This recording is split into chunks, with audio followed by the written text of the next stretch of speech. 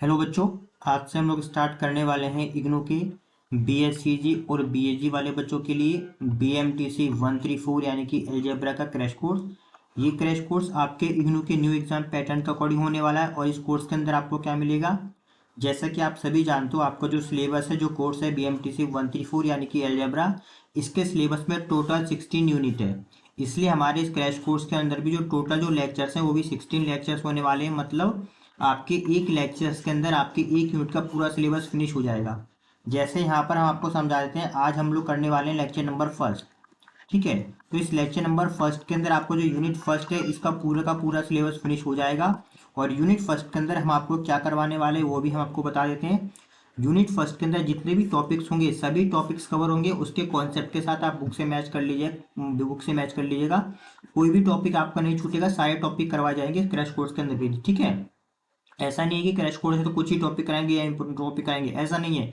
सारे के सारे टॉपिक हम आपको करवाने वाले हैं। ठीक है, इसके साथ ही जो आपके इंपॉर्टेंट एग्जाम्पल और एक्सरसाइज के क्वेश्चन होंगे वो आपको करवाएंगे। इसके अलावा जो आपके प्रीवियस के जो क्वेश्चन पेपर है उनका सोल्यूशन कराएंगे जून 2010 से लेकर जून 2022 तक। अब आपके मन में एक क्वेश्चन आएगा, सर बीएमटीसी 134 तो नया कोर्स है, तो आपके पास जून 2010 से इतने पुराने क्वेश्चन पेपर कहाँ से आएंगे। इसका भी हम आपको अभी आंसर दे देते हैं। ये तो हमने आपको बता दिया था, आपका ये कोर्स न्यू एग्जाम पैटर्न के अकॉर्डिंग होगा। टोटल 16 यूनिट है सिलेबस के अंदर, लेक्चर्स भी 16 होंगे, यानी कि एक लेक्चर्स के अंदर एक यूनिट का पूरा सिलेबस फिनिश होगा। सभी टॉपिक्स करवाए जाएंगे विद कॉन्सेप्ट। जो भी आपके इंपॉर्टेंट एग्जाम्पल और एक्सरसाइज के क्वेश्चन है वो आपको करवाए जाएंगे, और जो आपके प्रीवियस के जो क्वेश्चन पेपर है उनका सोल्यूशन होगा जून 2010 से लेकर जून 2022 तक। अब पुराने क्वेश्चन पेपर कहाँ से आएंगे ये हम आपको बता देते हैं अभी। अब यहाँ पे ध्यान रखना, ये ओल्ड कोर्स के बच्चे और न्यू कोर्स के बच्चे, एक सेकंड बच्चों का कलर चेंज कर लेते हैं। जो ओल्ड कोर्स के बच्चे थे उनके लिए जो एलजेब्रा का जो कोड दे रखा है, जो ओल्ड कोर्स के बच्चे थे उनके लिए जो एलजेब्रा का जो कोड दे रखा है वो दे रखा है MT06। और जो न्यू कोर्स के बच्चे हैं उनके लिए जो एलजेब्रा का जो कोड दे रखा है वो क्या दे रखा है, BMTC 134। केवल और केवल कोड में डिफरेंस दे रखा है, बाकी इन दोनों का जो सिलेबस है, इसका सिलेबस जो पूरा का पूरा है वो 100% इक्वल है किसके, BMTC 134 के। दोनों का सिलेबस सेम दे रखा है, बस BMTC 134 में स्टार्टिंग का एक चैप्टर आपका एक्स्ट्रा दे रखा है, स्टार्टिंग एक चैप्टर। बाकी MT606 यानी कि एलजेब्रा का, BMTC 134 यानी कि एलजेब्रा का, दोनों का पूरा सिलेबस सेम है। ये ओल्ड कोर्स के लिए बच्चों के लिए था, ये न्यू कोर्स के लिए बच्चों के लिए था। तो BMTC 134 से जो आपका क्वेश्चन पेपर होगा जितने भी होंगे वो सारे कराएंगे।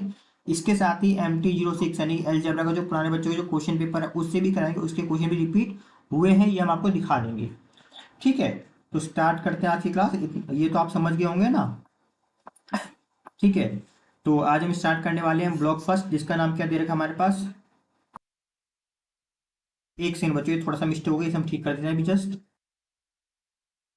तो आज हम स्टार्ट करेंगे ब्लॉक फर्स्ट, जिसका नाम क्या दे रखा है, introduction to group. Block first के अंदर भी आज हम लोग स्टार्ट करने वाले हैं यूनिट फर्स्ट, और यूनिट फर्स्ट का नाम क्या दे रखा है, सम प्रिलिमिनरीज। और जैसे कि आप सभी जानते हो आपके इस कोर्स के अंदर टोटल 16 लेक्चर है। आज हम लोग करने वाले हैं लेक्चर नंबर फर्स्ट, और लेक्चर नंबर फर्स्ट के अंदर आपका यूनिट फर्स्ट का पूरा सिलेबस फिनिश होगा। ठीक है, यूनिट फर्स्ट में जितने भी टॉपिक्स होंगे और जो भी आपके इंपॉर्टेंट एग्जाम्पल एक्सरसाइज के क्वेश्चन होंगे, और जो आपके प्रीवियस के जो क्वेश्चन पेपर है प्रीवियस के जो क्वेश्चन पेपर है उनका भी सॉल्यूशन कराएंगे जून 2010 से लेकर जून 2022 तक। किस तरह से करवाने वाले ये भी बता देते हैं। जो आपका चैप्टर फर्स्ट होगा ना, यूनिट फर्स्ट में से जून जून 2010 से लेकर जून 2022 तक के क्वेश्चन पेपर में जितने भी क्वेश्चन आपके यूनिट फर्स्ट में से आए होंगे सारे के सारे का सॉल्यूशन हम आज ही के लेक्चर में आपको करवाने वाले हैं। ठीक है, तो स्टार्ट करते हैं। इससे पहले क्लास स्टार्ट करें, यहाँ पर हम आपको आपकी बुक भी, इससे पहले क्लास स्टार्ट करें यहाँ पर हम आपको आपकी बुक भी शो कर देते हैं। अगर आपको ज़रूरत हो बुक ओपन कर लीजिएगा, अदरवाइज बुक ओपन करने की कोई भी ज़रूरत नहीं है। ये आपका यूनिट फर्स्ट दे रखा है, सम प्रिलिमिनरीज। यहाँ पे जितने भी टॉपिक लिखे हैं ना, ये जितने भी टॉपिक लिखे हैं सारे के सारे हम टॉपिक कराने वाले, कुछ भी नहीं छूटेगा। ठीक है, चाहे वो थ्योरी का पार्ट हो, थ्योरम हो, कोई सा भी, और आपके जितने भी जो भी आपका थ्योरी का पार्ट होगा, डेफिनेशन, थ्योरम, और जो भी आपके इंपॉर्टेंट एग्जाम्पल और एक्सरसाइज के क्वेश्चन होंगे वो सारे के सारे करवाएंगे। प्लस आपके लास्ट 12 ईयर्स के जो प्रीवियस ईयर के जो क्वेश्चन पेपर हैं, ठीक है, उसमें जो भी आपके क्वेश्चन यूनिट फर्स्ट में से आए होंगे वो सारे के सारे भी हम आज के लेक्चर में आपको करवाने वाले हैं। ठीक है, तो स्टार्ट करते हैं। फर्स्ट टॉपिक हमारा क्या है, फर्स्ट टॉपिक में आप लोग पढ़ोगे डिविजिबिलिटी इन जेड क्या होता है। ठीक है, जेड का मतलब इंटीजर होता है, आपको पता होगा। तो इंटीजर में डिविजिबिलिटी का क्या मतलब है, और उसी के अंदर हम लोग पढ़ने वाले हैं कि लीस्ट एलिमेंट और मिनिमम एलिमेंट किसे कहते हैं। सेकंड हमारा टॉपिक क्या दे रखा है, वेल ऑर्डर प्रिंसिपल। ध्यान रखना, इसमें से कोई सी भी थ्योरम आपके एग्जाम में प्रूफ करने के लिए नहीं आएगी, ये आपके बुक में भी लिखा हुआ है। ठीक है, प्रूफ करने के एग्जाम में कंफर्म नहीं आएगी, हम आपको भी बुक में दिखा भी देते हैं। ठीक है, जिससे आप परेशान ना हो। लेक्चर समझ में आ रहा तो लेक्चर की स्पीड को इंक्रीज कर लीजिएगा। ठीक है, देखो ये जो थ्योरम दे रखी है यहाँ पे हम आपको दिखा देते हैं। एक सेकंड बस रुक जाइएगा बस।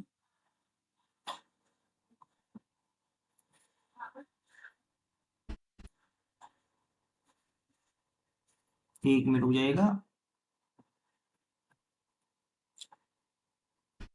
ये देखो यहाँ पे देखो, ये पढ़ना जरा, इस टाइम को आराम से वीडियो को पॉज करके देख लेना। वी विल नॉट प्रूव, है ना, the equivalence of the well ordering principle with theorem first second third in this course, है ना। इसका प्रूफ क्या है, तो टेक्निकली थोड़ा सा हार्ड है क्योंकि आपके सिलेबस का पार्ट नहीं है, तो आपको केवल थ्योरम की स्टेटमेंट को समझना है, वो हम समझा देंगे। स्टेटमेंट एग्जाम में पूछ सकता है कि इसकी प्रिंसिपल ऑफ मैथमेटिक्स स्टेटमेंट बताओ बस। ठीक है, प्रूफ करने के लिए कंफर्म नहीं आएगा। तो वेल ऑर्डर्ड प्रिंसिपल किसे कहते हैं ये समझेंगे, और यहाँ पे जो आपकी थ्योरम दे रखी है ना, इसकी केवल स्टेटमेंट समझेंगे जो आपके एग्जाम के पर्पज से होगी। ठीक है, प्रूफ बिल्कुल भी नहीं आएगा, अभी हमको दिखा भी दिया है। नेक्स्ट इसके बाद हम लोग पढ़ने वाले हैं टॉपिक नंबर थर्ड, जिसमें पढ़ेंगे थ्योरम नंबर फोर्थ, और भी वो क्या हमारे पास डिवीजन एल्गोरिथम किसे कहते हैं, इंपॉर्टेंट थ्योरम है। नेक्स्ट टॉपिक नंबर फोर्थ में हम लोग पढ़ेंगे डिवीजर और मल्टीपल किसे कहते हैं, और डिवीजर और मल्टीपल से रिलेटेड आप थ्योरम नंबर फिफ्थ भी पढ़ोगे। और इसी के अंदर हम लोग पढ़ने वाले हैं हमारे पास कॉमन डिवीजर, कॉमन मल्टीपल, या फिर ग्रेटेस्ट कॉमन डिवीजर है जीसीडी किसे कहते हैं, या लीस्ट कॉमन मल्टीपल एलसीएम किसे कहते हैं, आप लोगों ने फाइंड किया होगा ना, तो ये सब हम लोग पढ़ने वाले हैं। उसके बाद हम लोग कुछ स्पेशल नंबर पढ़ेंगे और उन नंबर से रिलेटेड एक थ्योरम पढ़ेंगे, उसका नाम क्या है, थ्योरम नंबर 6 है।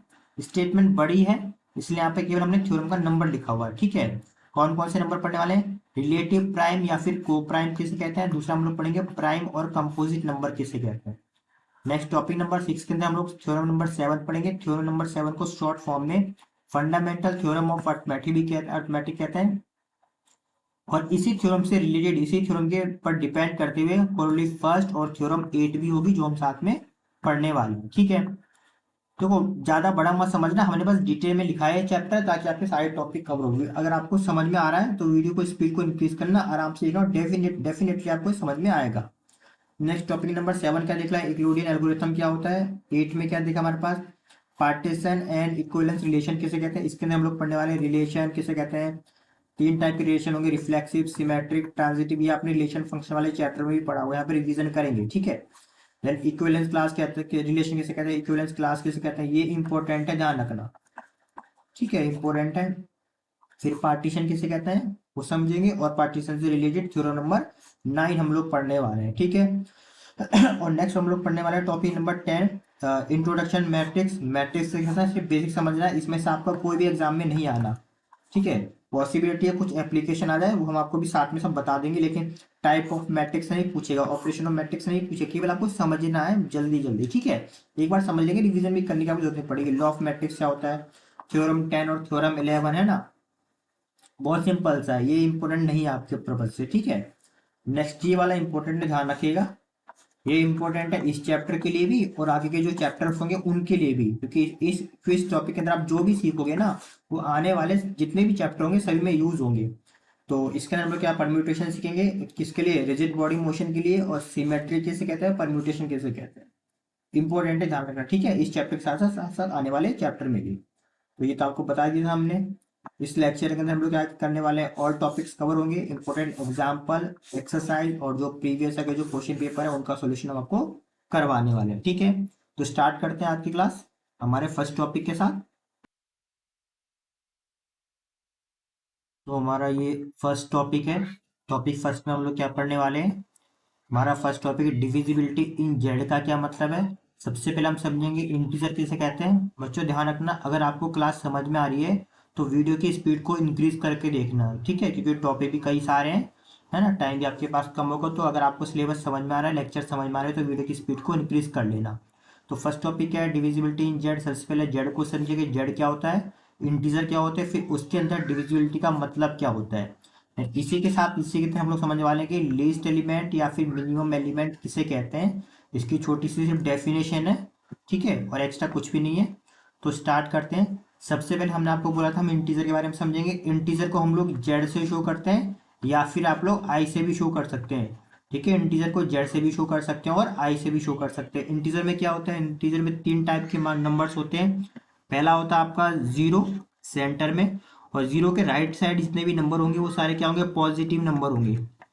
वो क्या होंगे, पॉजिटिव। समझते हुए चलना, जैसे +1 +2 +3 इस तरीके से करते हुए प्लस इन्फिनिटी तक, ठीक है। उसी तरह आपको ये लेफ्ट हैंड साइड जो होगा, इसमें क्या होते हैं, सारे नेगेटिव नंबर होते हैं, जैसे -1 -2 -3 करते हुए माइनस इन्फिनिटी तक।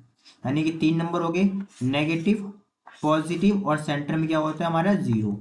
तो नंबर 3 टाइप के हो गए। नेगेटिव नंबर को हम लोग आई नेगेटिव शो करते हैं। आई नेगेटिव में सारे नेगेटिव नंबर होते हैं, वीडियो को पॉज करके देखना। सेंटर में हमारा जीरो होता है, जिसमें केवल एक ही नंबर होता है, एक ही डिजिट होता है, वो जीरो होता है। और नेक्स्ट हमारा होता है पॉजिटिव इंटीजर, जिसे हम लोग आई पॉजिटिव से शो करते हैं, ठीक है। इसमें सारे पॉजिटिव नंबर होते हैं। और आप नोटिस करोगे ये जो पॉजिटिव इंटीजर हैं ये एक्चुअली नेचुरल नंबर के जैसे तो दिखते हैं। तो समझ ध्यान रखना, जो कि पॉजिटिव इंटीजर और नेचुरल नंबर एक ही बात होती है। ये भी पॉजिटिव नंबर है 1 2 3 4 5 ऐसे, और ये भी पॉजिटिव नंबर, यानी कि पॉजिटिव इंटीजर और नेचुरल नंबर सेम बात होती है, समझते हुए चलना, ठीक है। सेम इसी तरह अगर हम पॉजिटिव इंटीजर के साथ में जीरो को मिलाकर लिख देते हैं तो वो क्या बन जाता है, होल नंबर बन जाता है। देखो ये स्टार्ट में ये पॉजिटिव इंटीजर लिखा हुआ है बाद में, और स्टार्टिंग में जीरो भी ऐड कर रखा है। तो पॉजिटिव इंटीजर और जीरो के कॉम्बिनेशन हम लोग क्या बोलते हैं, होल नंबर बोलते हैं। इतना समझ लेना, ठीक है। हाँ, इंटीजर क्या होता है एग्जाम में नहीं पूछेगा, ये समझाने का जरूरी है। नेक्स्ट आपका टॉपिक क्या है, डिविजिबिलिटी इन जेड। अब जेड का मतलब तो आप समझ गए हो, अब डिविजिबिलिटी का क्या मतलब ये भी समझ लो, बहुत आसानी से, बहुत आसान है। अब नोट करके समझना। देखो हम आपको, एक सेकंड बच्चों, हम आपको समझा रहे हैं डिविजिबिलिटी किसमें, जेड के अंदर।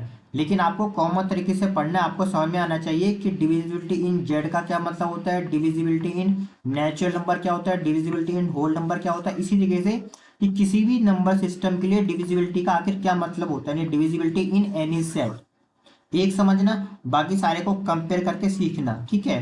तो इंटीजर क्या होता है ये हमने आपको भी समझा दिया था। इंटीजर में नेगेटिव नंबर होंगे। एक सेकेंड बच्चों, एक मिनट बस। इंटीजर में क्या होता है हमारे पास, ये नेगेटिव नंबर होंगे, बीच में जीरो होगा, और राइट साइड क्या होता है हमारे सारे पॉजिटिव नंबर होंगे। ये नेगेटिव हो गया, ठीक है, और ये हमारा पॉजिटिव हो गया। अब देखना हम आपको क्या करके दिखाते हैं। देखो साइड में देखना जरा, यहाँ पे आप कोई से भी दो इंटीजर मान लो। हमने क्या मान लिए, मान लीजिए हमने 6 और 2 मान ली। आप इसके अलावा कोई सा ही मान लो, मान लीजिए दो इंटीजर है। आप इन दोनों को डिवाइड करो आपस में। मान लीजिए हमने 6 में 2 का डिवाइड किया, तो आपका आंसर कितना है, 3 आया। और 3 क्या है, 3 इंटीजर में बिलोंग करता है। मतलब 6 में 2 का डिवाइड करने के बाद जो आपका आंसर आता है, ध्यान से सुनना, 6 में 2 का डिवाइड करने के बाद जो भी आपका आंसर आता है, अगर वो भी इंटीजर के अंदर बिलोंग करता है, तब हम बोलेंगे कि 6 इज डिविजिबल बाय 2। तो हम क्या लिखेंगे यहाँ पे कि 6 इज डिविजिबल डिविजिबल बाय 2, यानी कि हम 6 में 2 का डिवाइड कर सकते हैं। क्यों, क्योंकि जो आंसर आता है वो भी इंटीजर ही होगा। लेकिन इन केस अगर ऐसा आ जाए, देखो यहीं पे समझाते हैं, इन केस मान लो अगर ऐसा हो जाता है, कैसा, मान लीजिए अगर हम 2 में 6 का डिवाइड करो, तब आपका आंसर कितना आएगा, 1/3। आप बताओ क्या 1/3 इंटीजर के अंदर बिलोंग करेगा, नहीं करेगा। तो हम बोलेंगे कि 2 को हम डिवाइड नहीं कर सकते 6 में, किसके, इंटीजर के लिए। अरे वैसे तो डिवाइड होता है 1/3। 1/3 क्या होता है, रैशनल नंबर होता है कि नहीं होता है। लेकिन समझना कि 2 में हम 6 का डिवाइड नहीं कर सकते इंटीजर के लिए। हम 2 में, ये एक्चुअली 2/6 है, तो हम 2 में 6 का डिवाइड कर सकते हैं रैशनल नंबर के लिए। क्यों, क्योंकि 2 में 6 का डिवाइड करने के बाद जो आंसर आता है वो रैशनल नंबर के अंदर होता है। इसलिए रैशनल नंबर में तो डिविजिबल है। ध्यान से सुना, रैशनल नंबर के अंदर 2 डिविजिबल है किससे, 6 से। लेकिन इंटीजर के अंदर 2 डिविजिबल नहीं है 6 से। क्यों, क्योंकि जो आंसर है वो इंटीजर में नहीं है। अभी आपको समझ में आ गया होगा डिविजिबिलिटी का मतलब क्या है। यहाँ पे हम अलग से लिख देते हैं। देखो डिविजिबिलिटी का मतलब क्या, हम इंटीजर के लिए बता रहे हैं, ठीक है, किसके लिए, इंटीजर के लिए। If A, B belongs to Z, आप ए बी ए पे कोई दूसरा सिंबल ले लो, A to Z जो मर्जी आपकी ले लो, कोई फर्क नहीं पड़ता। जनरल तरीके से समझा, टीचर आपको सारा नहीं समझा सकता, लेकिन टीचर आपको जनरल तरीके से समझा सकता है, पढ़ना आपको पड़ेगा, ठीक है। आप कोई से भी दो नंबर मान लो, A comma B belongs to Z. अब अगर आप ए को बी में डिवाइड करोगे, अरे बच्चे जरूर नहीं आप ए को बी में करो, आपकी मर्जी, आप बी को ए में भी करके दे रखे ना, ठीक है, हम समझाने का तरीका है, हर टीचर अलग तरीके से समझाता है। तो अगर हम मान लीजिए हमने दो नंबर मान लिए, ए माने और बी माने, ए में से बी का डिवाइड करेंगे तो आपका कुछ ना कुछ आंसर तो मिलेगा।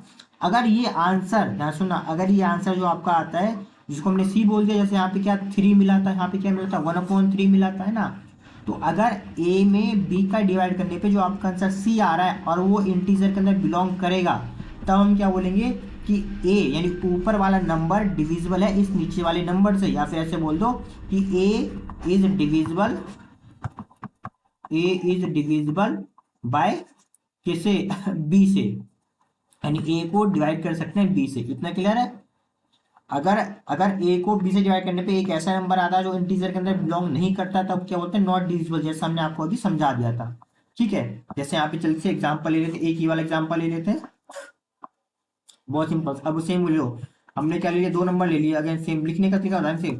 अब वीडियो की स्पीड को इंक्रीज कर लेना, है ना। बिलोंग्स टू जेड, 6 और 2 दो इंटीजर है, ठीक है, जेड के अंदर बिलोंग करते हैं। हमने 6 का 2 में डिवाइड किया, आपका आंसर कितना आ गया 3, और ये 3 जेड में बिलोंग करेगा। तो हम क्या लिखेंगे, 6 is divisible, divisible by 2 in integer. Integer के अंदर हम 6 में डिवाइड कर सकते हैं 2 का, कोई दिक्कत तो नहीं है। अब दूसरा वाला एग्जांपल देख लो, इसी में अगर हमने सेम ही केस माना, क्या माना हमने, अगेन हमने 2 और 6 मान लिए किसके अंदर से, इंटीजर के अंदर, कोई दिक्कत तो नहीं है। अब इसमें करके देखो, अगर हमने 2 में 6 का डिवाइड किया तो आपका आंसर कितना आ गया, 1/3 आ गया, जो कि जेड के अंदर नहीं है। तो इस केस में लिखोगे 2 is not, 2 is not divisible,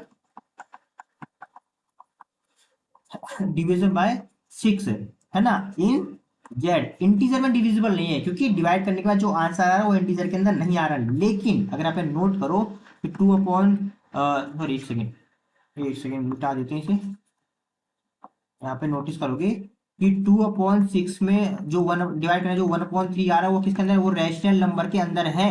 तो हम लिख देंगे 2 is divisible, divisible by 6 in rational number. Rational number में डिविजिबल होगा, क्यों, क्योंकि आंसर रैशनल नंबर के अंदर आ रहा है। आंसर जिसके अंदर आएगा ना उसके लिए डिविजिबल होंगे वो दोनों नंबर जो हम मानते हैं। अब तो बता, आप समझ आ गया, आई थिंक इतना आपको समझ में आ गया होगा। ये जनरल तरीके से सीखिएगा, ठीक है। बाकी डिविजिबिलिटी चाहे आप एन के लिए ले लो, चाहे डिविजिबिलिटी आप आर के लिए लो, वो हमने आपको समझा दिया है कि ठीक है। अब वीडियो को पॉज करके अभी सेल्फ पढ़ सकते हैं। अगर ए और बी दो नेचुरल नंबर है और B is not equal to zero, हमने बी को जीरो क्यों लिया, अरे बच्चों हमने ए और बी को नेचुरल नंबर माना है। अगर हम ए में बी का डिवाइड करेंगे तो आपका आंसर एक सी आएगा। तो जो नीचे वाला नंबर होता है उसे हम लोग क्या मानते हैं, is not equal to zero मानते हैं, आपको पता होगा, ताकि इनफाइनाइट ना आए। अगर आप लोग बी अपॉन ए में करोगे तब इस केस में आप ये ना लिखे, यहाँ पे A is not equal to zero लिख देना, क्या फर्क पड़ेगा, ठीक है। तो ध्यान रखना, जब भी किसी भी नंबर ए में बी का डिवाइड करते हैं तो आपका एक आंसर क्या आता है, सी आता है, ठीक है। वही लिखा है ए अपॉन बी इक्वल टू सी, और सी क्या होता है, नेचुरल नंबर के अंदर बिलोंग करता है। Then we can say A is divisible by N, divisible by B in natural number. Same case real number के लिए, अगर ए और बी दो रियल नंबर है, B is not equal to zero, तो इसका मतलब क्या, बी नीचे होगा, ए अपॉन बी आपका सी आएगा, और सी क्या होगा, रियल नंबर के अंदर बिलोंग करना चाहिए। Then we can say A is divisible by B, किसके लिए, आर के लिए। आई थिंक इतना इनफ होगा, है ना। वीडियो की स्पीड को इंक्रीज कर लीजिएगा। डेफिनेशन हमने आपको समझाई दी थी, अब इसको पढ़ने का एक तरीका और समझ लीजिएगा, क्या मतलब है इस चीज का। डिविजिबिलिटी इन जेड, देखो डेफिनेशन समझ के, let A comma B belongs to Z, है ना, और A is not equal to P. अब इसका क्या मतलब है, देखो हमने आपको अभी से समझा दिया था। Then we can say A is divisible B, A is divisible by B, मतलब देखो अलग से होता है, थोड़ा जल्दीबाजी कर देते हैं हम। यहाँ पे जो लिखा है, क्या लिखा है, A comma B belongs to Z और A is not equal to zero. तो इस केस में क्या होगा, इस केस में अगर A is not equal to zero यानी ए क्या होगा, नीचे होगा, यानी बी अपॉन ए करेंगे और आगे का आपका आंसर आएगा सी। और ये जो सी होगा, ये सी बिलोंग किसमें करेगा, आपका इंटीजर के लिए, तो इंटीजर में बिलोंग करेगा, है ना। और आप जानते हो कि आप इसको क्रॉस मल्टीप्लाई करके नहीं लिख सकते इस तरीके से, समझना। अगर बी अपॉन सी लिखा है, इसको क्रॉस मल्टीप्लाई करो, यानी बी इक्वल टू क्या हो गया हमारे पास, ये सी ए, कोई दिक्कत तो नहीं है। और इस केस में हम लोग ऐसे भी ले सकते हैं, सी को भी नीचे लेके आ जाओ, क्या फर्क पड़ता है, यानी आपको समझ में आना चाहिए कि अगर कोई नंबर इस तरीके से दे रखा है B upon A equal to C, तो क्रॉस मल्टीप्लाई करके हम लोग ऐसे B equal to C A लिख सकते हैं। ठीक है, और इसको इसको पढ़ते कैसे हैं अब ये समझ लीजिएगा। अगर हम बी में ए का डिवाइड कर सकते हैं और एक आंसर आपका आता है सी, तो हम किसे क्या बोलते हैं कि देखो यहाँ पे लिखा हुआ है ना, यहाँ लिखना, यहाँ पे क्या है, we can say A divide B. इसका मतलब क्या है, इसका मतलब ये तो हुआ कि ए जो है वो डिवाइड कर सकता है बी को और बदले में हमें क्या आंसर देगा, आंसर देगा सी। कोई दिक्कत तो नहीं है।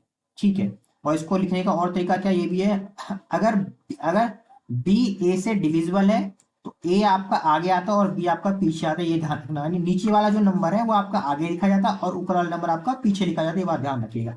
ठीक है, और इसको पढ़ने का तरीका यहाँ पे वीडियो को पॉज करके लिख लीजिएगा। इसे पढ़ते हैं, A is a divisor of B, या फिर A is a factor of B.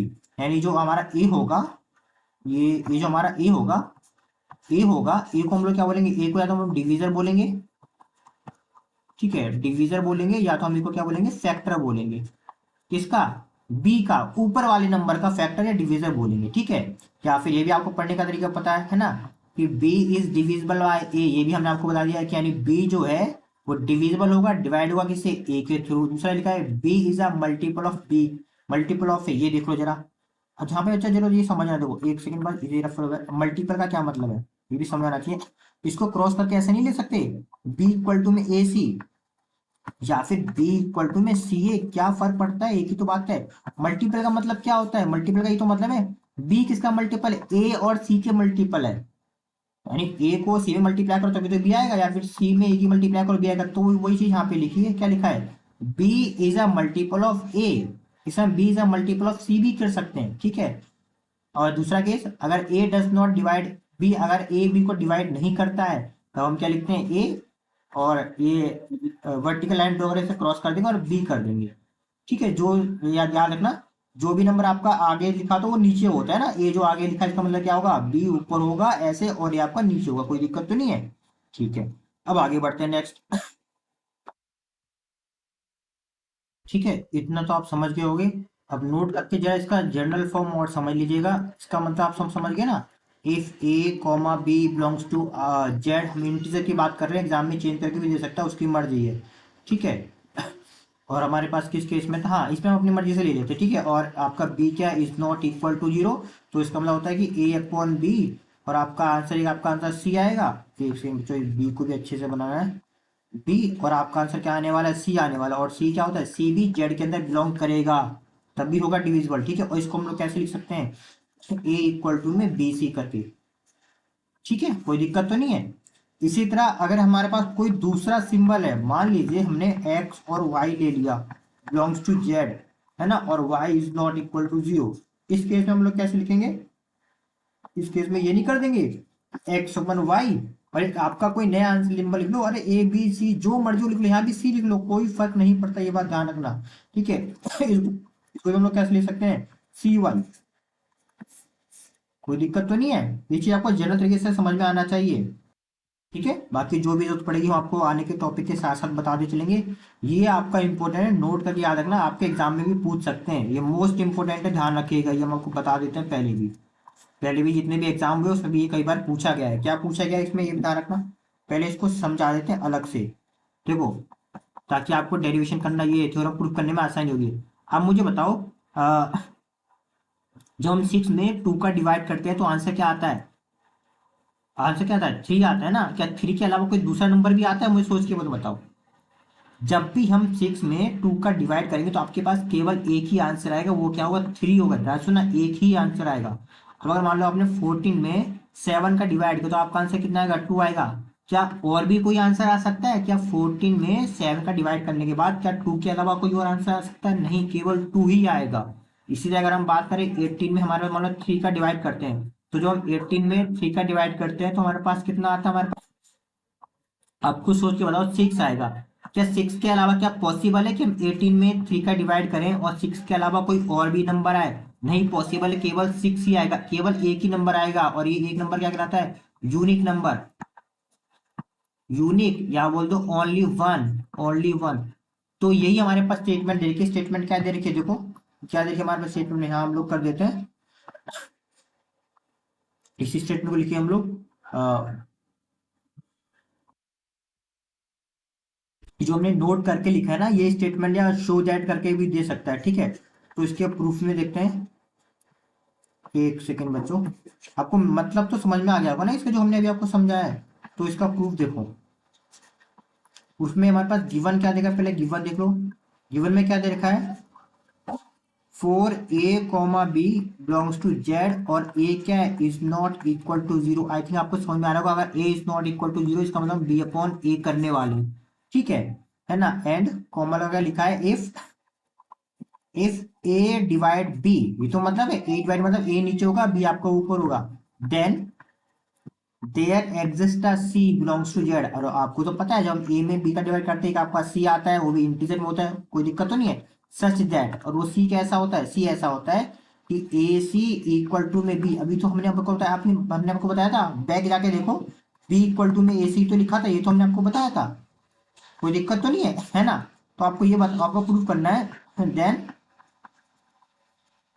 Then show that then show that C is unique. आपको शो करना है, जो आपका सी आ रहा है, अरे बच्चों सी क्या है, सी यही तो है जो डिवाइड करने की बात आता है, अभी तो हमने समझाया। और ये कैसा होगा, यूनिक होगा, यानी 6 में 2 का डिवाइड करो तो केवल 3 आएगा, कुछ और एक और आ ही नहीं सकता, और ऐसा नंबर पॉसिबल नहीं है, ऐसा पॉसिबल नहीं है। 6 में 2 का डिवाइड करो तो 2 नंबर आ जाए, 3 भी आ जाए और कोई दूसरा नंबर भी आ जाए। 14 में 7 का डिवाइड करो 2 भी आ जाए और कोई दूसरा नंबर भी आ जाए, ऐसा पॉसिबल नहीं है।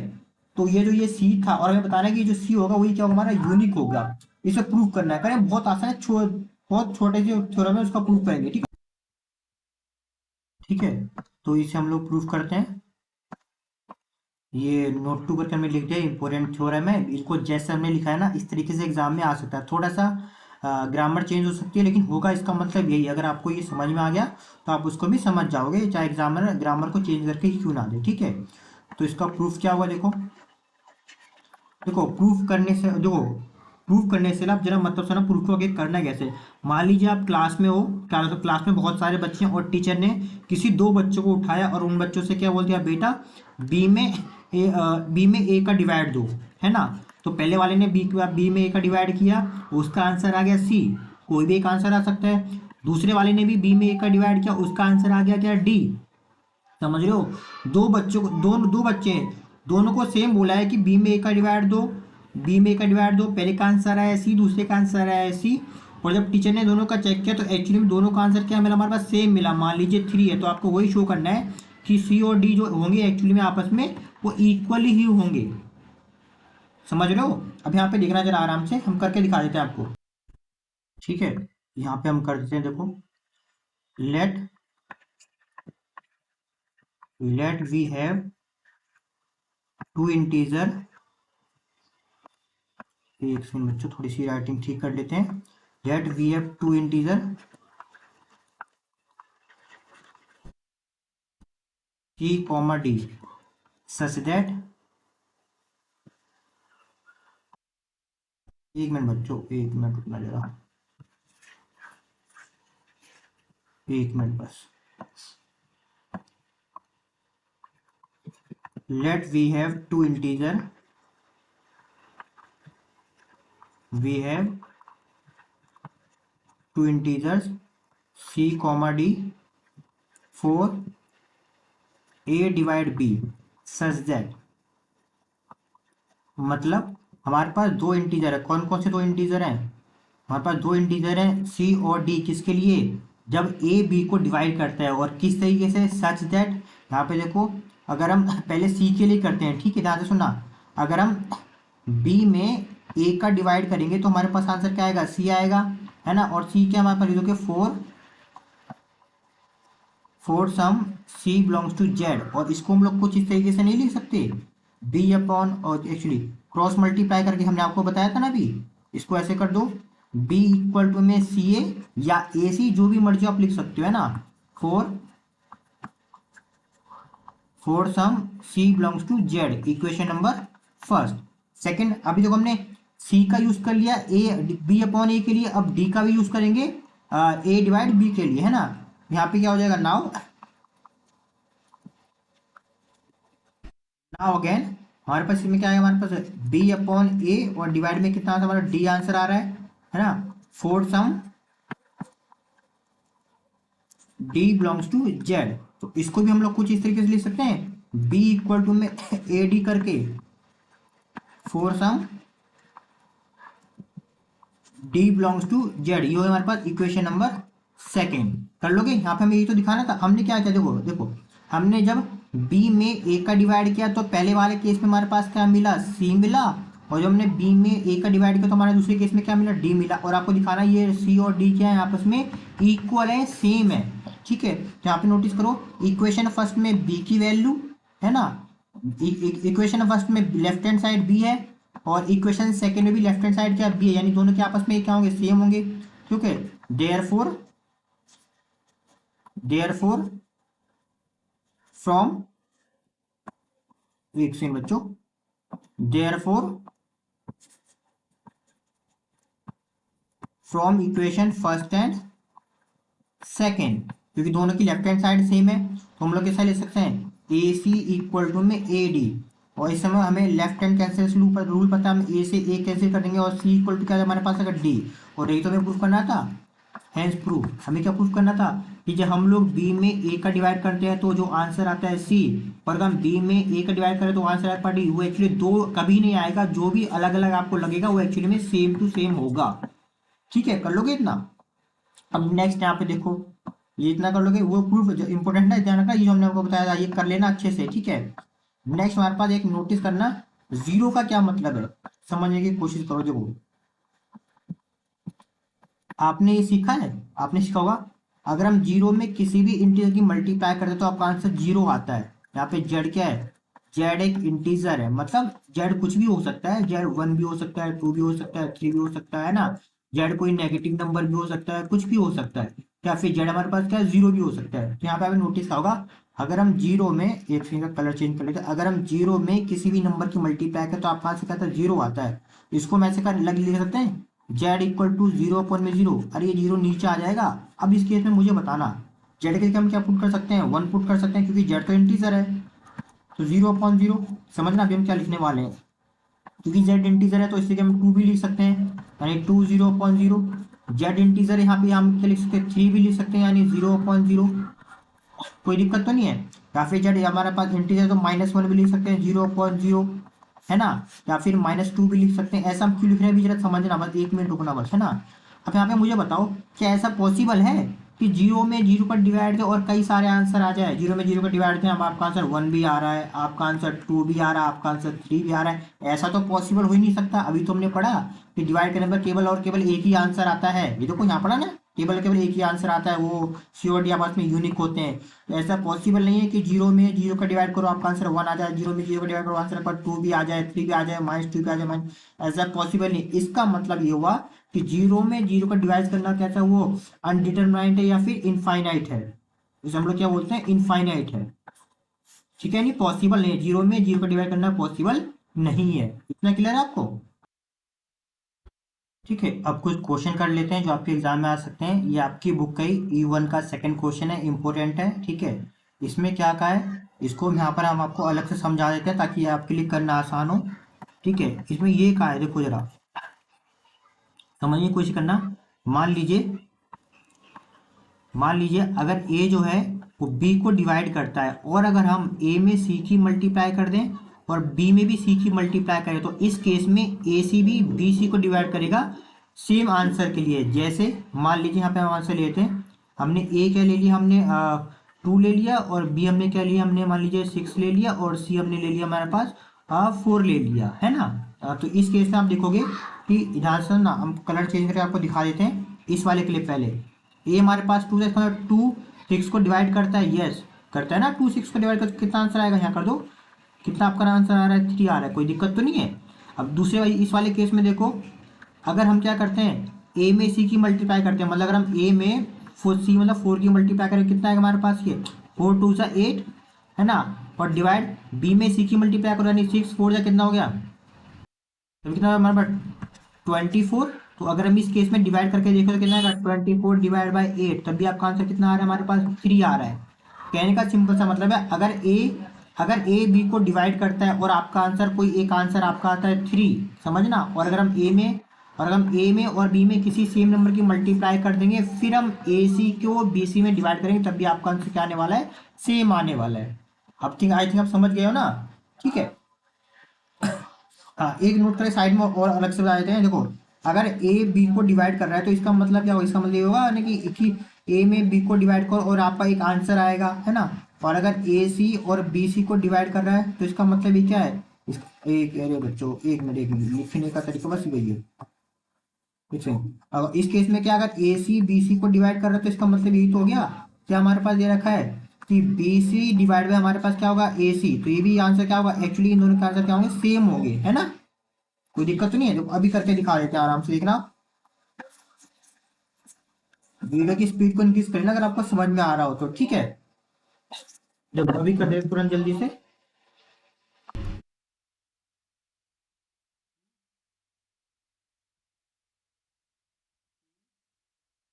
We have, since we have A divide B, किसके लिए, for A comma B belongs to Z, है ना, सच जेड। अगर ए बी को डिवाइड कर रहा है तो हम इसको कैसे लिख सकते हैं, ऐसे नहीं लिख सकते कि बी अपॉन ए और एक आपका आंसर आएगा, उस आंसर को डी लिख रहे हैं। डी क्यों लिख रहे हैं अभी हम बताएंगे, ठीक है, क्योंकि सी का और कहीं भी यूज होगा, है ना। For some, for some D belongs to Z, इतना ठीक है। और इसको अगर आप क्रॉस मल्टीप्लाई करो तो कितना आपका आंसर आ जाएगा, बी इक्वल टू में ए डी। बोलो कोई दिक्कत तो नहीं है, यहाँ भी सेम लिख लो, फोर सम, एग्जाम में भी ऐसे लिखना है, for some D D belongs to Z, equation number first. Now, now multiply by C, both side, both side of equation first. तो इक्वेशन फर्स्ट हमारे पास क्या थी, ये थी equation first, B D equal to A D, तो दोनों में मल्टीप्लाई कर दो, ये हो गया हमारा बी सी और ये हो गया हमारे पास ए डी। यहाँ भी हमने सी से मल्टीप्लाई कर दिया। इसको हम लोग ऐसे नहीं लिख सकते, कोई दिक्कत तो नहीं है, बोलो कर सकते हैं। और ए सी को इसको नीचे लेके आ जाओ, इस ए सी को इधर नीचे लेके आ जाओ, तो हमारे पास आंसर क्या आ जाएगा, बी सी अपॉन में और आपका ए सी इक्वल टू में डी। देखो आ गया। जब हमने बी में ए का डिवाइड किया तब भी आपका आंसर कितना आ रहा है, डी आ रहा है। और जब हमने बी सी में ए सी का डिवाइड किया तब भी आपका आंसर क्या आ रहा है, डी आ रहा है। तो इसका मतलब यहाँ पे क्या लिख सकते हैं कि ए सी डिवाइड बी सी, और हैंस प्रूव आपको यही तो करना था, है ना। For A comma B comma C belongs to Z, ठीक है। अब नेक्स्ट क्वेश्चन करें, नेक्स्ट इंपॉर्टेंट क्वेश्चन करते हैं।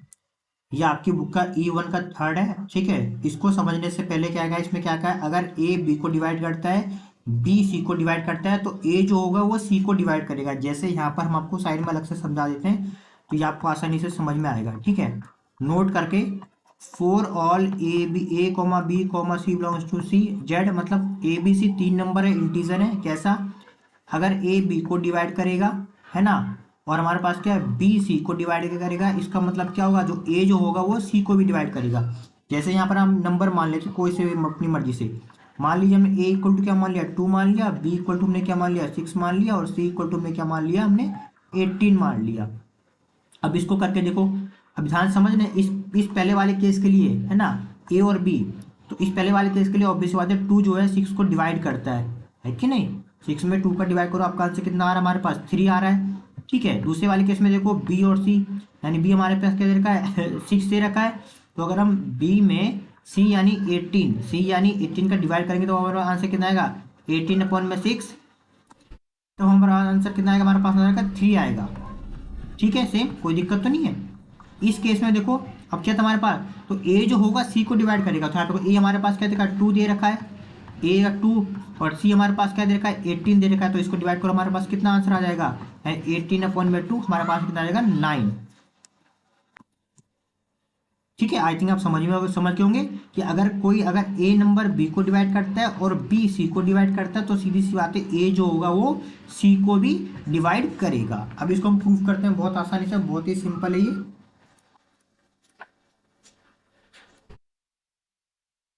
Since we have a divide b, है ना, ए बी को डिवाइड करता है ना, for all a comma B belongs to Z, तो हम उसको कैसे लिख सकते हैं, देयरफॉर बी अपॉन में डी। अरे अगर ए बी को डिवाइड करता है तो बी अपॉन ए करेंगे और आपका आंसर डी आ जाएगा, कुछ भी ले सकते हो, आपकी मर्जी है, ठीक है।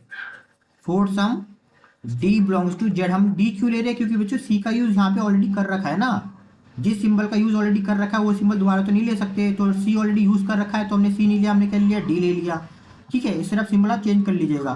तो इसको हम लोग और आगे कैसे लिख सकते हैं, इसको हम लोग कर सकते हैं ऐसे, बी इक्वल टू में ए डी, देखिए कितना हो जाएगा हमारे पास, ये for some D belongs to Z, ये हो जाएगा हमारा इक्वेशन नंबर फर्स्ट। सेम इसी तरीके से हम लोग क्या कर सकते हैं, सेकंड बी और सी के लिए करके देखो जरा, ये हमारे पास नेक्स्ट क्या दे रखा है, नाउ सिंस वी हैव, हमारे पास ये भी तो है कि बी डिवाइड सी, है ना, for all b comma C belongs to Z, therefore, अब इसको हम लोग कैसे लिख सकते हैं, अगर बी से डिवाइड करा है तो सी अपॉन में बी इक्वल टू, यहाँ पे कोई तीसरा नंबर उसे आएगा उसे हम ई मान लेते हैं ना, for some E belongs to Z, और इसको हम लोग कैसे लिख सकते हैं, क्रॉस मल्टीप्लाई करके, सी इक्वल टू में बी और E, for some E belongs to Z, ये हो गया हमारा इक्वेशन नंबर सेकंड। इसके बाद अब क्या करना है, बहुत आसान है, now put the value of b, इस बी की वैल्यू पुट करनी है from equation first in equation second. Equation first में से बी की वैल्यू उठा के, बी की वैल्यू हमारे पास क्या दे रखी है कि ए डी, इस ए डी को उठा के हमें यहाँ इसमें पुट करना है, तब हमारे पास आंसर क्या आ जाएगा, यहाँ पे पुट कर दो, सी इक्वल टू हमारे पास क्या था, हमारे बी की जगह पे हमने लोगों ने ए डी पुट कर दिया, ई हो गया, इसमें से हम लोग क्या कर सकते हैं, ये बाहर ले सकते हैं ए, तो हमारे पास क्या हो जाएगा डी ई, कोई दिक्कत तो नहीं है। और इसको हम लोग कैसे ले सकते हैं, इस ए, ये ए हमारा नीचे आ सकता है, अरे क्रॉस मल्टीप्लाई करके सी अपॉन ए, और हमारे पास क्या आ गया डी ई, है ना, यहाँ पे क्या है डी और ई क्या है, बिलोंग्स टू जेड, यानी इंटीजर है। और यहाँ पे आपको दिखाई दे रहा है जब हम सी में ए का डिवाइड करेंगे तो आपका आंसर क्या आ जाएगा, डी ई आ जाएगा, और ये हमें प्रूव करना था, therefore a divide also c, ठीक है, for some a comma C belongs to Z, hence prove, इतना करना था, बहुत आसान है। अब नेक्स्ट एक और करते हैं इंपॉर्टेंट क्वेश्चन, फिर नेक्स्ट टॉपिक पे चलते हैं। नेक्स्ट क्वेश्चन हम लोग करते हैं E1 का 5 है, ये लास्ट इंपॉर्टेंट क्वेश्चन है इस टॉपिक का, ठीक है। इसमें क्या दे रखा है कि अगर सी ए को डिवाइड करता है और सी बी को डिवाइड करता है, तो सी है वो डिवाइड करेगा a x plus b y को, है ना, और ये एक्स वाई क्या है, a b c x y क्या इंटीजर ही होंगे, ठीक है।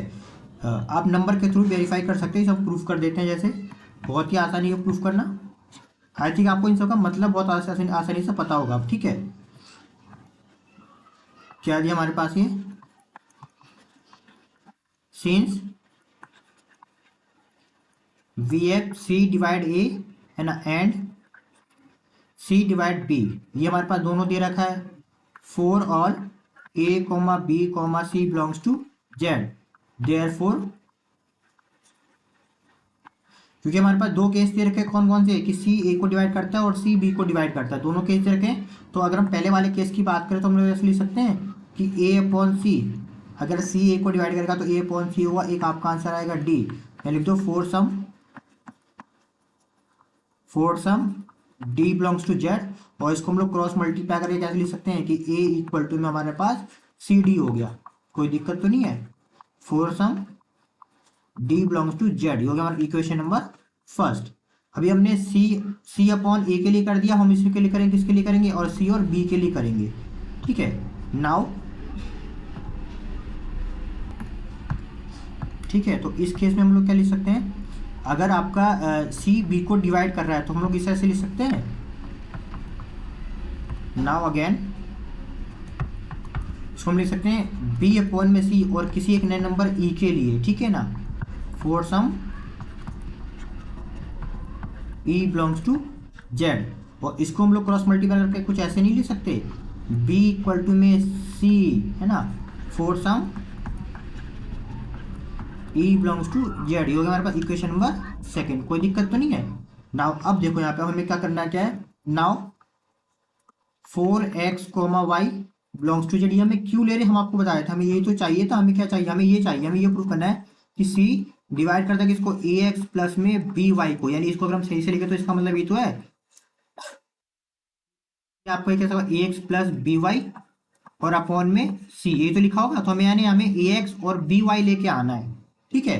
तो ये हम कैसे करेंगे, तो हमने यहाँ पे पहले मान लिया 4x y belongs to Z, इसको हम लोग कुछ इस तरीके से लिख पाएंगे। देखो जरा समझने की कोशिश करना, ए एक्स प्लस में बी वाई, क्या ए एक्स प्लस बी वाई को हम लोग इस तरीके से लिख सकते हैं, यहाँ पर ए की और बी की वैल्यू पुट कर देना। ए की वैल्यू हमारे पास क्या दे रखी है, ये दे रखी है, ए की वैल्यू हमारे पास क्या है सी डी है ना, और बी की वैल्यू हमारे पास क्या दे रखी है सी ई, तो यहाँ पुट कर दो। ये कितना हो गया हमारे पास, ये सी डी हो गया है ना, ई सॉरी एक्स, यहाँ तो एक्स है ना, ए की जगह हमने पुट कर दिया सी डी, ये हो गया हमारे पास एक्स, और बी की जगह हमने क्या पुट कर दिया सी, और यहाँ पर क्या देखा हमारे पास वाई, यहाँ पे लिख देना एक लाइन यहाँ पे लिख देना, put the value of a and b, ठीक है।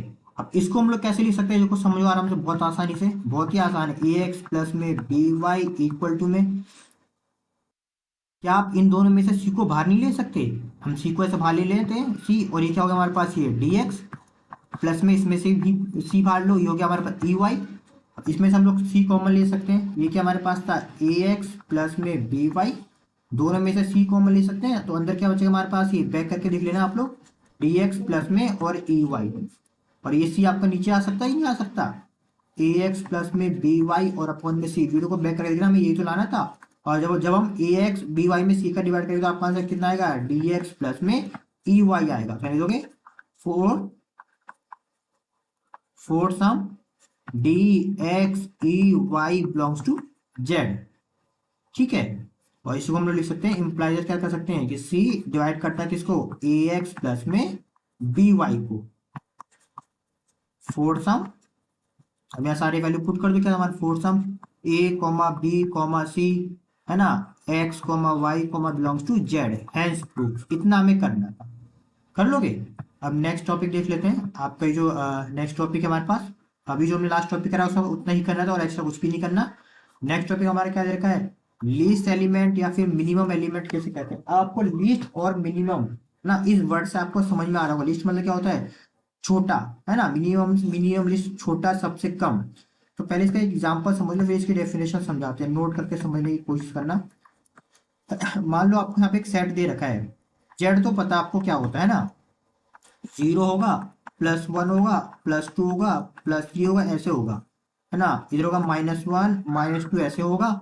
एक सेट एस दे रखा है जो कि जेड जेड का सबसेट होगा, समझो जरा, एक आपका जेड दे रखा है, ठीक है, उसका एक सबसेट एस दे रखा है, और इसमें कोई से भी दो नंबर, कोई से भी नंबर मान लीजिए one two three four five ऐसे नंबर ले लीजिए, ठीक है। अब मुझे बताओ इस सेट के अंदर सबसे छोटा नंबर कौन सा है, वीडियो को पॉज कर देना, वो क्या होगा, वन होगा, ठीक है। तो किसी भी सेट का जो सबसे छोटा नंबर होता है उसे हम लोग क्या बोलते हैं, लीस्ट एलिमेंट बोलते हैं, क्या बोलते हैं, लीस्ट एलिमेंट या फिर मिनिमम एलिमेंट, बस ये यहाँ पे सीखना था बस।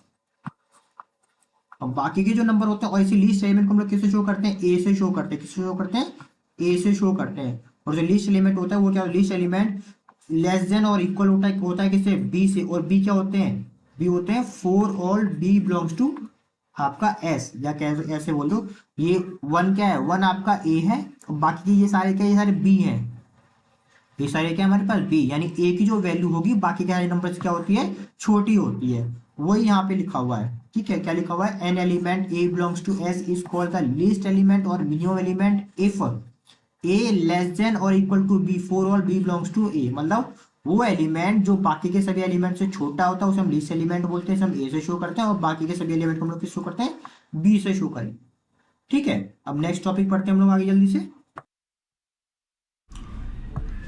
ठीक है। नेक्स्ट हमारा टॉपिक नंबर 2 हमारे पास क्या था, ये हमने आपको स्टार्टिंग में बताया था, हम इसमें पढ़ने वाले हैं कि वेल ऑर्डरिंग प्रिंसिपल किसे कहते हैं, इसकी डेफिनेशन आ सकती है। लेकिन यहाँ पे जितने भी थ्योरम दे रखी है ना, इसमें से किसी का भी प्रूफ नहीं आएगा। हमने आपको बुक में दिखा दिया था कि बुक में भी खुद मना किया है, आपको इनमें से किसी का भी प्रूफ नहीं पढ़ना है। केवल ये जो स्टेटमेंट है ना, इनकी स्टेटमेंट को समझ लेना है। स्टेटमेंट आपके एग्जाम में पूछ सकते हैं, तो हम आपको केवल स्टेटमेंट समझा देंगे और आपको केवल याद करना स्टेटमेंट, बहुत ही आसान है, ठीक है। कि प्रिंसिपल ऑफ मैथमेटिकल इंडक्शन की स्टेटमेंट क्या होती है, बस स्टेटमेंट समझना और फिर हम आगे बढ़ेंगे, ठीक है। प्रूफ बिल्कुल ही मत करना, ध्यान रखना आपकी बुक में भी है कि प्रूफ इससे आपके एग्जाम में नहीं आने वाला है, ठीक है। तो स्टार्ट करते हैं हमारा नेक्स्ट टॉपिक, सेकेंड नंबर का वेल ऑर्डरिंग प्रिंसिपल।